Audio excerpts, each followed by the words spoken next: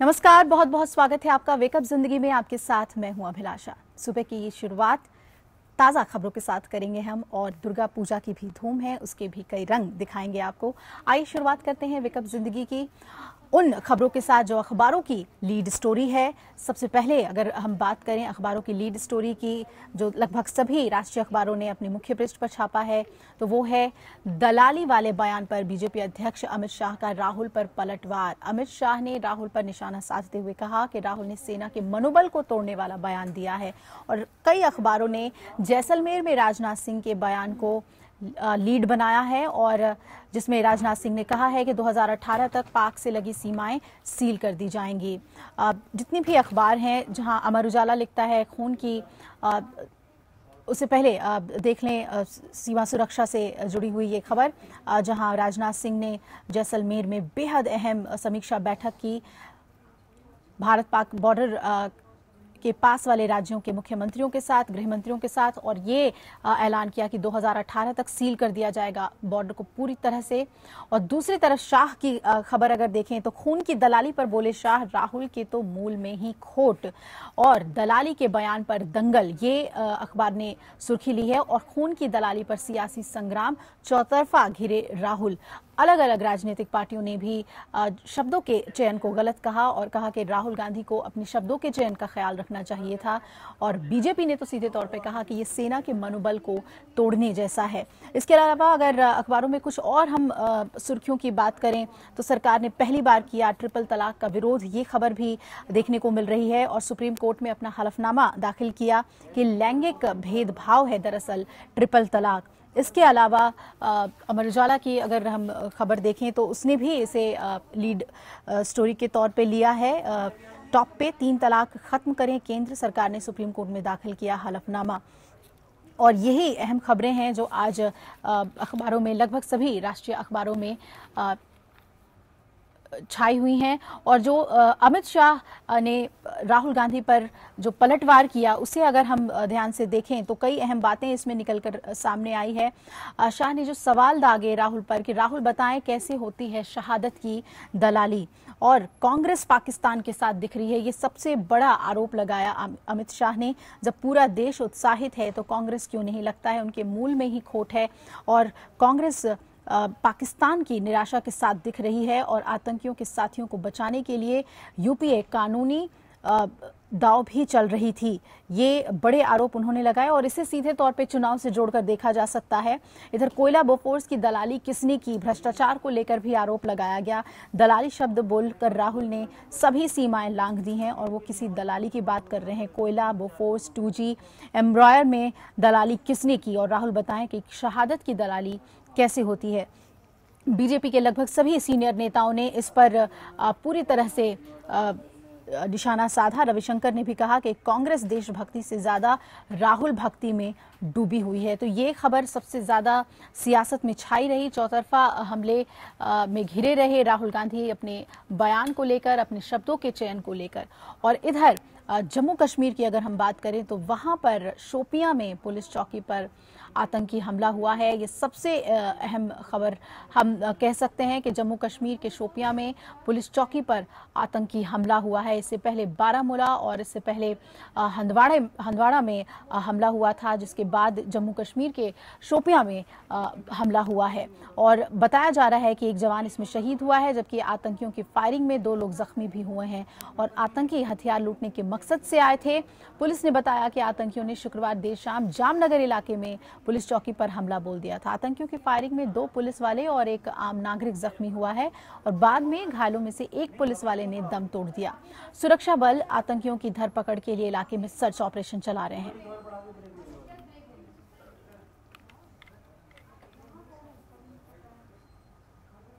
आइए यहाँ पर एक ब्रेक के लिए रुक रहे हैं, फौरन लौटेंगे। बने रहिए हमारे साथ, हमारे खास कार्यक्रम वेकअप जिंदगी में।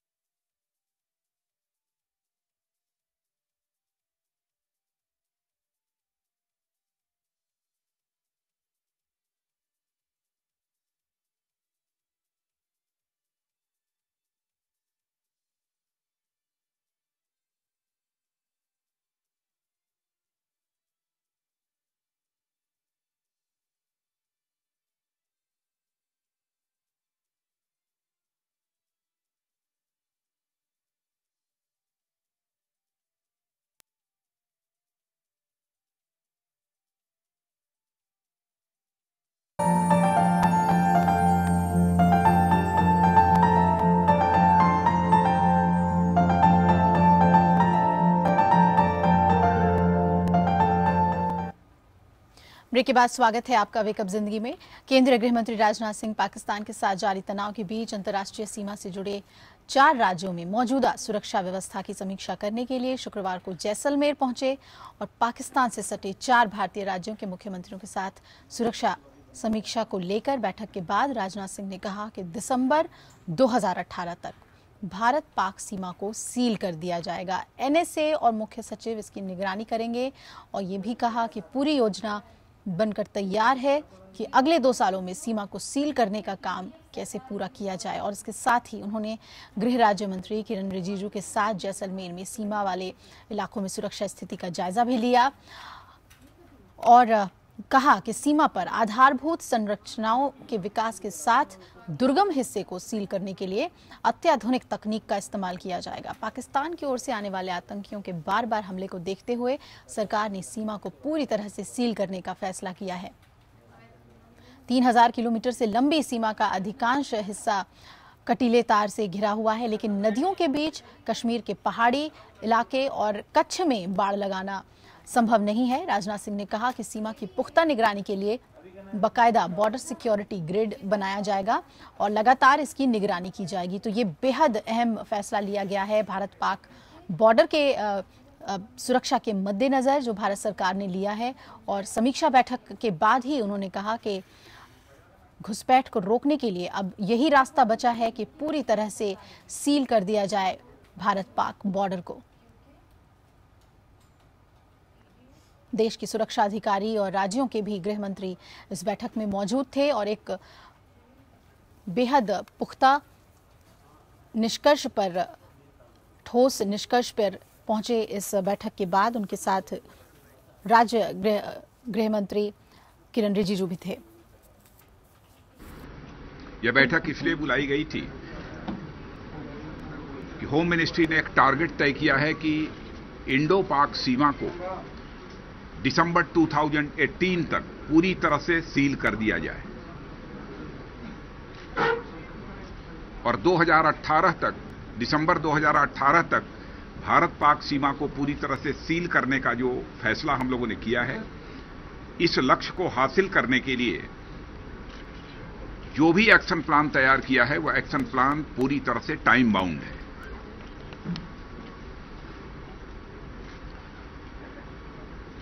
और जो भी इस एक्शन प्लान को हम इंप्लीमेंट करेंगे तो इसकी प्रॉपर मॉनिटरिंग होगी, पीरियोडिकल भी होगी, मंथली भी होगी, क्वार्टरली भी होगी, ताकि हम इस लक्ष्य को निर्धारित समय के भीतर ही हम पूरा कर सकें। मॉनिटरिंग फ्रेमवर्क जो हम लोगों ने तैयार किया है उसमें एमएचए लेवल पर भी इसकी मॉनिटरिंग होगी, बीएसएफ लेवल पर भी होगी, चीफ सेक्रेटरी लेवल पर भी होगी, स्टेट्स में। और बात यूपी की सियासत से जुड़ी हुई कर लें। बीजेपी ने 6 साल के लिए निष्कासित नेता दयाशंकर सिंह की पत्नी स्वाति सिंह को यूपी बीजेपी की महिला मोर्चा के अध्यक्ष के तौर पर नियुक्त कर लिया है। दयाशंकर सिंह को बीएसपी सुप्रीमो मायावती के खिलाफ अपशब्द बोलने के बाद बीजेपी ने 6 साल के लिए निष्कासित किया था और निष्कासन के बाद पत्नी स्वाति सिंह ने अपने और अपनी बेटी के खिलाफ दिए गए आपत्तिजनक बयानों पर जिस तरह से बीएसपी पर हल्ला बोला था, उससे वो रातों रात चर्चा में आ गई थी। इसके बाद से ही बीजेपी में उन्हें कोई बड़ी जिम्मेदारी देने की बात कही जा रही थी। वो तैयारी भी उसकी अंदर खाने में शुरू हो गई थी और खुद दयाशंकर सिंह ने भी जेल से रिहा होने के बाद बीएसपी सुप्रीमो मायावती को अपनी पत्नी स्वाति सिंह के खिलाफ चुनाव लड़ने की खुली चुनौती दी थी। दयाशंकर सिंह ने कहा था कि मायावती चुनाव लड़ने के लिए उत्तर प्रदेश में कोई भी सामान्य सीट चुन ले, मैं अपनी पत्नी को वहीं से चुनाव लड़ाऊंगा। और वो तस्वीर अब देखने को मिल रही है जहां स्वाति सिंह सभी के सामने और बड़ी जिम्मेदारी उन्हें दे दी गई है बीजेपी की तरफ से।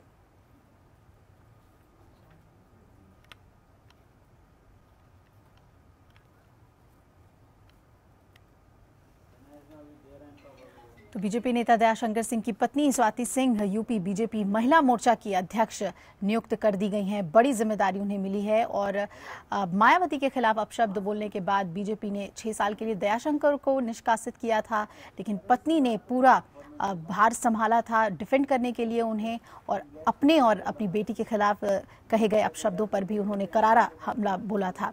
स्वाति सिंह से बात की है हमारे संवाददाता अभिषेक पांडे ने, आइए सुनते हैं। बीजेपी के पूर्व प्रदेश उपाध्यक्ष दयाशंकर सिंह की पत्नी स्वाति सिंह को महिला मोर्चा का प्रदेश अध्यक्ष बनाया गया है यूपी बीजेपी में। हम उनसे सीधे बात करते हैं कि उनकी रणनीतियां क्या होंगी। एक नानुगर के बाद, लंबी प्रक्रिया के बाद आखिरकार बीजेपी का दामन आपने थामा, बीजेपी ने आप पे भरोसा जताया है और महिला मोर्चा जैसे प्रमुख पद का प्रदेश अध्यक्ष बना दिया है। क्या स्ट्रेटेजी होगी आगे? देखिए, पहले तो सच्चाई ये है कि मैंने ही आप लोगों के माध्यम से ही जाना था, जो टाइम्स ऑफ इंडिया में मैंने पढ़ा और जो चैनल्स पे चला था कि पार्टी ये सोच रही थी कि महिला मोर्चा के मुझे अध्यक्ष बनाएगी, और आज मुझे एकदम से ये बात पता चली। तो मुझे इस चीज़ के बारे में पता नहीं था। हाँ, लेकिन जहाँ तक आप मुहिम की बात कर रहे हैं, तो जिस तरीके से मैंने अपनी लड़ाई लड़ी, हर महिला के साथ जिसके भी साथ गलत होगा मैं ज़रूर उसके लिए आगे बढ़ करके आऊँगी। अब तो मेरे पास एक टीम है, औरतों की पूरी टीम होगी लड़ाई लड़ने के लिए। पार्टी का साथ है, सबसे बड़ी बात है, और इसके लिए पार्टी का मैं बहुत बहुत धन्यवाद भी देना चाहती हूँ। और जैसे सरकार में भी जिस तरीके से महिलाओं के खिलाफ जो चीज़ें हो रही हैं और उसमें कोई कार्रवाई नहीं हो रही, तो इन चीज़ों के लिए मैं ज़रूर सवाल उठाऊँगी। और जो अभी इलेक्शंस आ रहे हैं, आप अगर देखिए तो बहुत सारी महिलाएं हैं वो घर से निकलती ही नहीं हैं, तो वो उनको अवेयर करना कि आपको निकलना चाहिए, आपका भी वोट है ये, इन सब चीज़ों पे मैं काम करूँगी। अब आपने कहा कि एक पार्टी का भी साथ है, महिलाओं का भी साथ है, एक पूरी टीम है आपके साथ, तो आप चाहेंगे कि आप भी चुनाव में हाथ आजमाएं, आपको पार्टी मौका दे ताकि और बड़े स्तर पर काम किया जा सके? देखिए, अब मैं इस पार्टी का हिस्सा हो गई हूँ, तो पार्टी का जो भी डिसीजन होगा वो मुझे मानना होगा।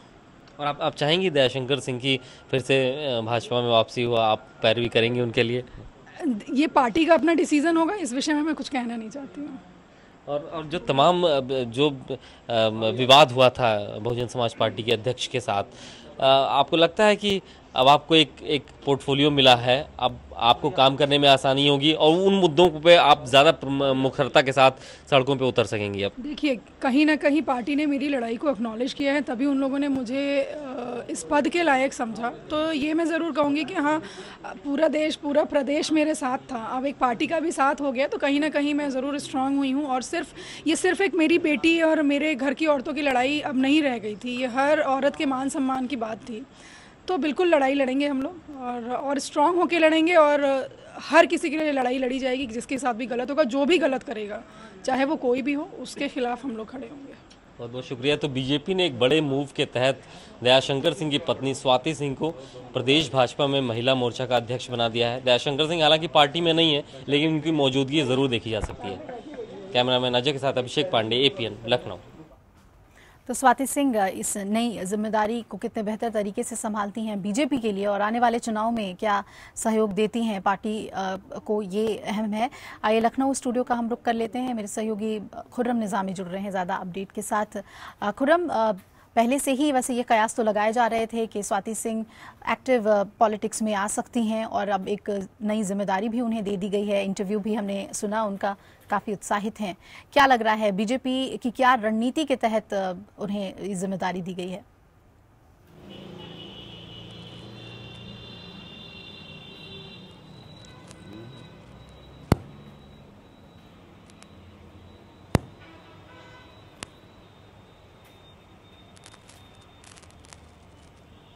जी खुर्रम, जानना चाहेंगे आपसे, स्वाति सिंह को बीजेपी की तरफ से बड़ी जिम्मेदारी दे दी गई है, क्या लग रहा है आपको? क्या बीजेपी की रणनीति क्या है? अगर हम सियासत की बात करें तो जिस तरह से हमलावर रही थी वो पूरे प्रकरण में बीएसपी के ऊपर, मायावती के ऊपर, क्या उसके बाद एक नया चेहरा, एक बोल्ड फेस बीजेपी को मिला है यूपी में? देखिए, बिल्कुल अभिलाषा, अगर हम बात करें स्वाति की, जो कि दयाशंकर सिंह की पत्नी है, पूर्व भाजपा नेता थे दयाशंकर सिंह, उनकी पत्नी है स्वाति सिंह, उनकी हम बात करें तो साफ है कि ठाकुर वोट बैंक को किस तरीके से अपनी तरफ लाया जाए, इसको लेकर पहली चीज सामने साफ होती है कि ठाकुर वोट बैंक को अपनी तरफ खींचा जाए, इसको लेकर बनाया गया। दूसरी बात, एक वोकल फेस चाहिए था भारतीय जनता पार्टी को स्टेट लेवल पर, जो कि अपोजिशन को ठीक तरीके, विपक्ष को ठीक तरीके जवाब दे सके, और अगर वो डिबेट में बैठे या फिर स्पीचेस दे तो एक वोकल होना चाहिए, उसके पास एक आवाज होनी चाहिए। वो आवाज से स्वाति में देखने को मिली थी कि जब वो अपने पति को डिफेंड कर रही थी और सिर्फ पति को डिफेंड कर रही थी, वो कहीं पार्टी के खिलाफ नहीं गई, कहीं भी किसी के खिलाफ नहीं गई, उनका सिर्फ इतना कहना था। उन्होंने मान सम्मान की बात उठाई थी महिलाओं की। तो एक तरीके से भारतीय जनता पार्टी ने माना है कि स्वाति सिंह जो है वो महिलाओं की जो इज्जत होती है उसकी परिचायक भी हैं स्वाति सिंह। तो देखना यह है कि जो इस तरीके से स्वाति सिंह को जो एक बड़ा मूव भारतीय जनता पार्टी कह सकते हैं, यूं कह लीजिए केशव प्रसाद मौर्य का है कि स्वाति सिंह पे बड़ा जुआ खेला है, उन्हें महिला विंग की अध्यक्ष बनाया गया है, एक वोकल फेस है, अब जाना पहचाना नाम और चेहरा हो चुकी हैं स्वाति सिंह उत्तर प्रदेश की राजनीति में। इनफैक्ट दया शंकर सिंह और उनके बीच में कंपैरिजन देखा जाता है कि कौन बड़ा नेता है, पति या पत्नी, तो फिलहाल पत्नी को अपर एज मिलता है, वो साफ तौर पर दिखा देता है। लेकिन अगर हम बात करें कि जिस तरीके से उन्हें महिला विंग का अध्यक्ष बनाया गया वो साफ करता है, एक तो पहले जो मैंने बताया ठाकुर वोट बैंक को अपनी तरफ खींचना, दूसरे महिला वोट बैंक जो होता है एक बड़ा होता है, महिला वोट बैंक माना नहीं जाता है कि महिलाएं अपना वोट लेती हैं और साथ में कई और वोट भी लाने की कुव्वत रखती हैं। तो कहा जा सकता है कि ठाकुर वोट बैंक और महिला वोट बैंक, ये दो ऐसे वोट बैंक है जिसमें सेन लगाने की भरपूर कोशिश की भारतीय जनता पार्टी ने। और अब देखना यह है कि जिस औरत ने, जिस चेहरे ने, स्वाति सिंह ने बहुत पहले मायावती के दांत खट्टे कर दिए थे, मायावती को बैकफुट पे जाना पड़ा था उस पूरी लड़ाई में, तो अब देखना यह होगा कि विपक्ष के सामने कितनी पुरजोर कोशिश कर पाती है स्वाति सिंह भारतीय जनता पार्टी के लिए, और जो आने वाला समय है 2017 का, उसमें स्वाति सिंह कितनी मजबूती से भारतीय जनता पार्टी की जो नैया है वो पाल लगा सकती है चुनावी वतरणी में, ये देखने वाली बात होगी। बिल्कुल खुर्रम, ये भी जानना चाहेंगे कि पति दयाशंकर सिंह ने कहा था कि मायावती जिस सीट से लड़ना चाहती हैं लड़े, उसी सीट पर अपनी पत्नी को भी चुनाव लड़ाऊंगा और जनता किसके साथ है ये बात समझ में आ जाएगी। अब बीजेपी के अंदर क्या इस पर भी सुगबुगाहट है कि इलेक्शन में उन्हें उतारा जाए, वो मायावती के ऑपोजिट? देखिए, अगर मायावती के चुनाव लड़ने की बात आती है तो एक अरसे से मायावती ने चुनाव नहीं लड़ा, वो या राज्यसभा या फिर विधान परिषद में रहती हैं। अगर मुख्यमंत्री होती तो विधान परिषद में, और अगर मुख्यमंत्री नहीं होती हैं तो राज्यसभा में बैठती हैं जाकर के, यानी कि वो चुनाव नहीं लड़ती। और ये बात कही गई थी, ये इसलिए नहीं कि वो चुनाव, उनको जानकारी इस बात की जरूर थी दयाशंकर सिंह को कि वो चुनाव नहीं लड़ती हैं। उन्होंने एक सिंबॉलिक पॉइंट ऑफ व्यू से कहा था कि आपका जो सबसे मजबूत चेहरा होगा उसके खिलाफ भी लड़ सकते हैं। जी अभिलाषा,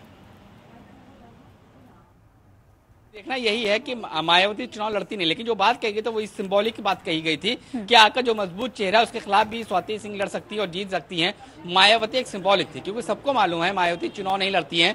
अगर मुख्यमंत्री होती तो विधान परिषद में रहती हैं, और अगर मुख्यमंत्री नहीं होती हैं तो राज्यसभा में जाकर बैठ जाती हैं, वो उत्तर प्रदेश में नहीं पाई जाती हैं।